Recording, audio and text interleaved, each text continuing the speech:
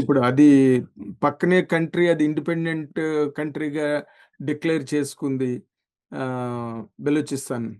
And ఇప్పుడున్న అంటే ఇది ఇండిపెండెంట్ కంట్రీగా అనౌన్స్ చేసుకోవడం, దీని తాలూకా ఇంపాక్ట్ పాకిస్తాన్ మీద ఏ విధంగా ఉండబోతోంది అన్న దాని మీద ఏమైనా ఒక కామెంట్ ఏమైనా చేయగలరా సార్?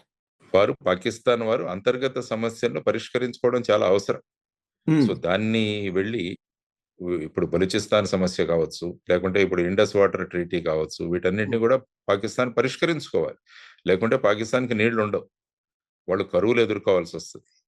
రైతుల పరిస్థితి ఏంటి, పాకిస్తాన్ పరిస్థితి ఏంటి, పాకిస్తాన్ ఫుడ్ ప్రొడక్షన్ పరిస్థితి ఏంటి, ఇవన్నీ కూడా ఒక ప్రభుత్వంగా ఆలోచించాల్సిన అంశాలు. అందుకనే ఈ ఇండస్ వాటర్ ట్రీటీ గురించి వారు రాసిన ఉత్తరంలో మనకు స్పష్టంగా తెలుస్తుంది.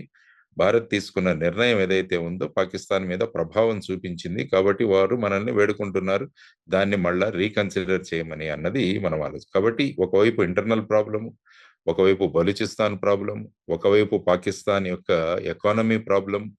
అంతర్గతంగా ఇన్ఫ్లేషన్ 23% ఉంది పాకిస్తాన్ లో మీరు చూస్తే. All time high. అంటే అంటే కొన్ని సంవత్సరాల క్రితం 100 రూపాయలకు దొరికేది ఇప్పుడు 240 రూపాయలు అయింది ఆ వస్తువు. అంటే ఆ విధమైన పరిస్థితిలో ఆర్థిక సంక్షోభాన్ని ఎదుర్కొంటున్నప్పుడు పాకిస్తాను ఇవన్నీ విషయాలు ఆలోచించుకొని వారు నిర్ణయం తీసుకోవాలి. ఇటువంటి పరిస్థితుల్లో యుద్ధాన్ని కోరుకుంటే వాళ్లకున్న ఎకానమీ ఏదైతే ఉందో అది కూడా టోటల్ గా కొలాప్స్ అయిపోతుంది. ఒక శ్రీలంకలో ఏ విధంగా చూసాం ఆ విధమైన పరిణామాలు పాకిస్తాన్ లో కూడా చూడాల్సి వస్తుంది. ఒక సివిల్ వార్ అన్నది మొదలవుతుంది. కాబట్టి ఇవన్నీ పరిస్థితులు గమనించి పాకిస్తాన్ ఇప్పుడు the ball is in Pakistan court. వాళ్ళే భారత్ సిద్ధంగా సంసిద్ధంగా ఉంది, మీరు ఏదైనా దుందుడుకు చర్యలు చేస్తే దానికి జవాబు భారతదేశం ఇస్తుందని స్పష్టమైన పదజాలంతో మన ప్రధానమంత్రి గారు వారికి చెప్పారు. కాబట్టి వాళ్ళు నిర్ణయించుకోవాలి ఇప్పుడు వాళ్ళ భవిష్యత్తు ఏంటో అన్నది.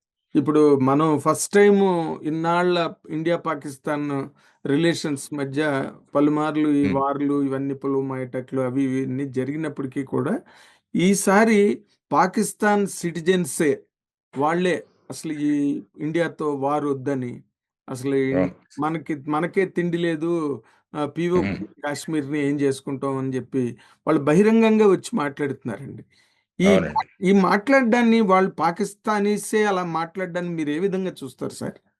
సో ప్రజలు పాకిస్తాన్ మీరు చూసుకుంటే పాకిస్తాన్ అనేక సంవత్సరాల నుంచి ప్రజాస్వామ్య ప్రభుత్వాలు ఉన్నా కూడా అక్కడ ఎక్కువ కాలం పాలించింది మిలిటరీ పాలకులే, మిలిటరీ గవర్నమెంట్.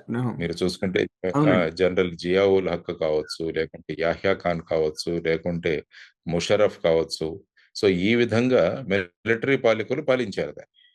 ఇప్పుడు కూడా షాబాజ్ షరీఫ్ అన్న ఆయన ప్రధానమంత్రిగా ఉన్నారు, కానీ అక్కడ ఉన్న మొత్తం చెలాయించేదంతా కూడా Pakistan army general Asif Munir. So ఇంకా ఈ విధంగా మేము ఈ అన్యాయాన్ని ఎన్ని రోజులు ఇంకా ఎదురు చూడాలి అని చెప్పి ప్రజలు కూడా వాళ్ళు కూడా బయటకు వచ్చి మాట్లాడుతున్నారు. అంటే ఈ పరిస్థితులను పాకిస్తాన్ ప్రభుత్వం గమనించి ఇది గనక మనం నియంత్రించకుంటే, మనము ప్రజారంజక పాలన చేయకుంటే ప్రజలలోనే విప్లవం వచ్చే ప్రమాదం ఉందని చెప్పి వారు గమనించాలన్న దానికి ఇది ఒక చిన్న సంకేతం, ప్రజలు వచ్చి ఈ విధంగా మాట్లాడడం అన్నది. సో ఇది పాకిస్తాన్ పాలకులు గమనించి వారి అంతర్గత పాలనపై వాళ్ళు ఎక్కువగా కాన్సన్ట్రేట్ చేసి అనవసరంగా భారతదేశం వైపు ఈ విధంగా కవింపు చర్యలు చేయకూడదు అన్నది ప్రజలు వారికి స్పష్టంగా సూచిస్తున్న విషయాలన్నది మనకు తెలుస్తుంది. సార్, నేను మధ్యాహ్నం ఒక న్యూస్ విన్నాను సార్, ఒక న్యూస్ బులెటిన్లో ఎక్కడో, అంటే పాకిస్తాన్ వాళ్ళు, ది పీపుల్ ఆఫ్ పాకిస్తాన్ వాళ్ళు ఈ గొడవలు వీటన్నిటికీ బదులు అసలు ఇండియాలోనే కలిసిపోతే బెటర్ అన్నట్టుగా అక్కడ వాళ్ళు మాస్ ఒపీనియన్ ఎక్స్ప్రెస్ చేస్తున్నారు అన్నది కూడా మధ్యాహ్నం ఎక్కడ న్యూస్ బులెటిన్లో చూశాను sir. Will it really be possible sir? ఎందుకు కాదండి, ఈస్ట్ పాకిస్తాన్ విడిపోయిందిగా, పాకిస్తాన్ నుంచి బంగ్లాదేశ్గా ఆవిర్భవించింది కదా. మరి ఆ వెస్ట్ పాకిస్తాన్ లో ఉన్న పరిపాలనకు వ్యతిరేకంగా ఈస్ట్ పాకిస్తాన్ లో విప్లవం వచ్చి ముజిబుర్ రెహమాన్ గారి ఆధ్వర్యంలో వాళ్ళు ఒక కొత్త దేశంగా ఏర్పడ్డారు.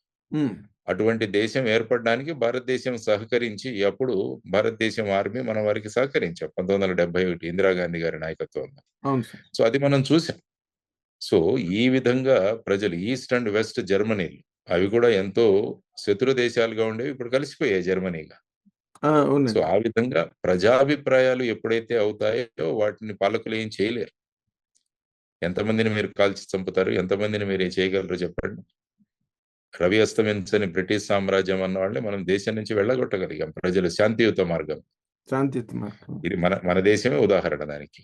So exact. ఇటువంటి విషయాలు జరుగుతున్నప్పుడు ప్రజలు గనక సంకల్పించుకుంటే ఏదైనా వాళ్ళు చేయగలరు అన్నది మనం గమనించాల్సిన అంశం. అందువల్ల పాకిస్తాన్ ఇప్పటికీ మేల్కోక ప్రజల మీద జులుం చెలాయించే ప్రయత్నం చేస్తే అక్కడ నేను చెప్పినట్టు అంతర్గత విప్లవం వచ్చి, ఒక రెవల్యూషన్ వచ్చి వారందరూ కూడా భారతదేశంతో కలిసిపోతే బాగుంటుంది కదా అన్న అభిప్రాయం ఉంది. ఇప్పుడే గిల్గిట్ బల్టిస్తాన్ గాని, పాక్ ఆక్యుపైడ్ కాశ్మీర్ లో కూడా ఈ విధమైన నిరసన సెగలు మొదలయ్యాయి. ఇటువంటి పరిస్థితులు ఏమవుతాయంటే ఫైనల్ గా, ఎందుకంటే కశ్మీర్ను బ్రహ్మాండంగా అభివృద్ధి చేశాం మనం 2019 నుంచి మీరు చూసుకుంటే ఆర్టికల్ 370 రద్దయిన తర్వాత రద్దయిన తర్వాత. కశ్మీరు బాగా అభివృద్ధి చెందింది. టూరిజం కూడా మళ్ళా లక్షల మంది టూరిస్టులు అక్కడికి వెళ్ళారు. అవునండి. అక్కడ జమ్మూ అండ్ కాశ్మీర్‌లో, కాశ్మీర్ వ్యాలీలో ఉన్న ప్రతి ఒక్కరికి కూడా ఆదాయం దొరకడం మొదలైంది టూరిజం వల్ల. యెస్. అందువల్ల ఆటోమేటిక్‌గా పాక్ ఆక్యుపైడ్ కాశ్మీర్‌లో ఉన్నవారు వీరితో పోల్చుకుంటారు. భారతదేశ భారతదేశంలో ఉన్న జమ్మూ అండ్ కాశ్మీర్ వారు ఆనందంగా ఉన్నారు. ఇక్కడేమో మనం దరిద్రం అనుభవిస్తున్నాం. కాబట్టి మనం భారతదేశంలోనే ఉంటే బావుంటుంది గదా! అన్న అభిప్రాయాలు వ్యక్తం అవ్వడం సహజం. అవి డెఫినిట్‌గా డెవలప్ అవుతాయి.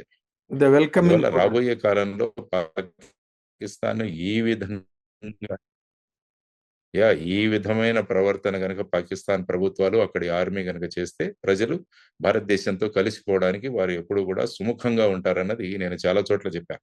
ఆ! పాకిస్తాన్ 5 భాగాలుగా విడిపోతుంది ఖచ్చితంగా. పంజాబు, సింధు, గిల్గిట్ బల్టిస్తాను, ఖైబర్ పఖ్తూనిస్తాను, బలూచిస్తాను ఈ విధంగా విడిపోయి ఫైనల్‌గా వీరందరూ వచ్చి భారతదేశంతో కలిసిపోతామని ఒక్కొక్కరు కూడా వాళ్ళ అభిప్రాయాలు వ్యక్తం చేస్తారు. ఇది రాబోయే కాలంలో జరిగే పరిస్థితే. Yes sir. Hit TV app, ఇందులో short news, live news, entertainment shows, movies, digital magazines తో పాటు మీ జిల్లా వార్తలను కూడా ఫ్రీగా చూడొచ్చు. ఇంకెందుకు ఆలస్యం, వెంటనే హిట్ టీవీ యాప్ ని డౌన్లోడ్ చేసుకుని ఫ్రీగా ఎంటర్టైన్మెంట్ పొందండి. Hit TV app. Hit TV app. Please download Hit TV app. Hit TV యాప్ని ఫ్రీగా డౌన్లోడ్ చేసుకొని ఎంజాయ్ చేయండి. మీకు నచ్చిన ఎంటర్టైన్మెంట్ కోసం హిట్ టీవీ యాప్ ని ఫ్రీగా డౌన్లోడ్ చేసుకుని ఎంజాయ్ చేయండి. హిట్ టీవీ యాప్ని డౌన్లోడ్ చేసుకుని ఆస్వాదించండి, ఆశీర్వదించండి. ఇంతమంది సెలబ్రిటీలు హిట్ టీవీ యాప్ ని డౌన్లోడ్ చేసుకోండి అని చెప్తున్నారంటే ఎంత మంచి యాప్ ఆలోచించండి. అమెరికా అమెరికా అమెరికా అమెరికాలో చదవాలనుకునే వాళ్ళకి విశ్వసనీయమైన పేరు మన శౌర్య కన్సల్టెన్సీ. UK లో 1 year masters. UK లో 1 year masters. 2 years work permit up to 5 years visa. Contact Saurya Consultancy. Contact 89851 89851.